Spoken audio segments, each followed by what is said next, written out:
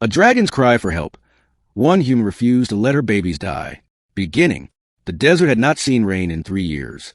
Cracks spread like lightning across the ground, and the wind carried dust into every crevice of the tiny colony known as New Eden. The settlers were tough people. Farmers, engineers, exiles from Earth's overcrowded cities. But even they were beginning to wonder if humanity truly had a place on this frontier world of Clyros 4. Elijah Wren, a mechanic by trade, sat outside a small workshop, staring at the horizon where the red sun bled into violet skies. His water flask was nearly empty. Everyone's was. The settlement's reservoir had dropped to critical levels, and rationing had become brutal. Children fainted in the streets. That was when Elijah heard it. Not with his ears at first, but deep inside his chest. A sound that resonated in his bones, like the mournful toll of an ancient bell. It was not human. It was vast, aching, and filled with desperation. A cry. The settlers around him paused, looking up, whispering in fear. Old stories spoke of creatures beyond the ridges. Scaled giants with wings that could blot out the sun. Dragons. Most thought they were myths, born from the colonists' first delirious encounters with the harsh world. But Elijah had heard the truth in that cry. Someone or something was begging for help. That night, when the settlement huddled in their meager homes, Elijah packed a satchel. He took water, tools, and his father's old pulse rifle, though he doubted it would help. As the moons rose, he slipped beyond the gates, following the echoes of that cry across the dunes. The trek took him 2 days. By the second, his lips were cracked and bleeding, yet the sound grew stronger, pulling him onward like a beacon. At dusk, he stumbled upon a canyon, its cliffs jagged and streaked with black mineral veins. From within came the smell of smoke, and the unmistakable groan of something colossal in pain. Cautiously, Elijah climbed down. What he saw at the bottom stopped his heart. A dragon lay sprawled against the rocks, her scales shimmering like molten bronze beneath the starlight.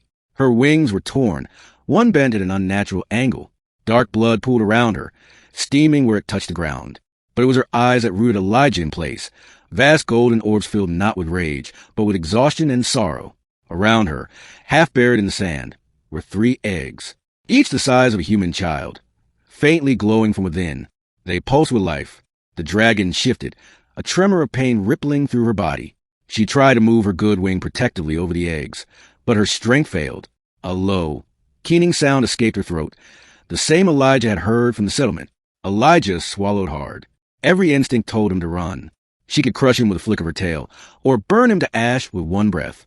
But when her gaze met his, something unspoken passed between them. This was not a beast. This was a mother, and she was dying. "You need help," he whispered.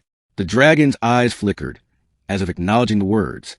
Elijah knelt beside the nearest egg. The heat radiating from it was fading too quickly. The ground beneath was cracked, sucking the moisture from everything. Without care, the unborn dragons would wither before they ever hatched.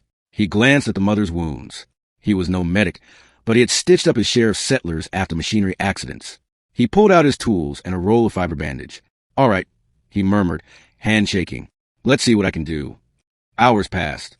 Elijah worked by starlight, sealing wounds with resin patches, binding the broken wing as best he could. The dragon's breath came ragged, but steadied little by little. Once, when she shifted, her claw brushed his arm. Not an attack, but a gesture of trust. When dawn came, he turned to the eggs. He dug shallow pits, lined them with insulating sand, and poured most of his precious water over them to keep their shells from cracking.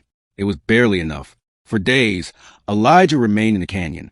He hunted desert lizards for food, shared his water with the dragon, and spoke softly to her though he wasn't sure she understood. He began to call her Sirith, and Sirith, in her own way, seemed to recognize him. One night, as the moons rose, she lifted her head weakly and let out a rumble that resonated like words. He did not know her tongue, yet the meaning reached his mind as clear as if it had been spoken. "Protect them. I will," Elijah promised. But danger was never far. On the 5th day, engines roared above the canyon. A dust craft from New Eden descended, searchlights sweeping. The settlers had tracked him, and when they spotted the dragon, their fear turned to greed. "By the stars," one shouted. "Do you know what her blood's worth? Healing properties, if the old logs are true. And those eggs, imagine the weapons we could forge." Elijah's stomach turned. "She's not a prize. She's alive. She's a mother." The settlers raised rifles. Sarah stirred, snarling despite her weakness. Her golden eyes locked on Elijah. In that instant, Elijah knew he had to choose. Stand aside and watch them butcher her and her unborn children, or defy his own people. He stepped in front of her. "You'll have to kill me first," he said. The settlers hesitated. Elijah was no fighter, but his pulse rifle hummed in his hands. For a moment, silence hung heavy. Then the captain spat. Fine, die with the beast. Gunfire erupted. Elijah dove for cover, heart pounding. Sirith roared, unleashing a gout of fire that scorched the canyon walls. Men screamed as flame engulfed them, but Sirith faltered, her strength failing. Elijah returned fire, forcing the others back. Go, he shouted. Leave us. Smoke choked the air. The settlers retreated at last, cursing him as a traitor. When the canyon fell silent again, Elijah dropped to his knees, trembling. Sirith lowered her head beside him. A warm gust of breath washed over him, heavy with the scent of smoke and ash. For the first time, she spoke aloud, her voice like thunder softened by wind. You are not like them. Elijah touched her scale brow. Neither are you. Ending. Weeks passed. The settlers branded Elijah a deserter, even a heretic, for siding with the dragon. Patrols searched for him, but the canyon was vast and hidden. Sirith's strength slowly returned under his care. She could stand now, even stretch her wings, though flying remained beyond her. More importantly, the eggs glowed brighter each day, their heartbeats steady within their shells. Elijah built shelters from stone and scrap. He devised a system to channel the canyon's underground moisture toward the egg pits, keeping them cool and alive. Each night, he dreamed of what would happen when they hatched. Tiny dragons blinking up at him, fragile yet fierce. But the settlers did not forget. One dawn, the sky filled with shadows. 3 gunships descended, weapons primed. Over loudspeakers came the order. Surrender the beast and her spawn, Elijah Wren. This is your last chance. Elijah's chest tightened. He had no weapon strong enough to fight them. Sirith, though stronger, could not withstand such firepower, unless he turned to her. Can you fly? She spread her wings, wincing, but nodded. Together they acted. Elijah gathered the eggs into a sled he had built for transport, strapping it to Sirith's back. As the gunships opened fire, she launched herself skyward with a roar that shook the heavens. Bolts of plasma scorched the air around them. Elijah clung to her neck, teeth gritted. Sirith's wings beat furiously, carrying them higher, faster, into the clouds. For the first time, Elijah felt the true power of a dragon. The wind roaring past, the ground falling away, the stars above drawing near. The gunships pursued, but Sirith unleashed torrents of fire, weaving between canyons, until at last they lost their trail. When they landed hours later, deep in the mountains far from New Eden, Sirith collapsed, exhausted but alive.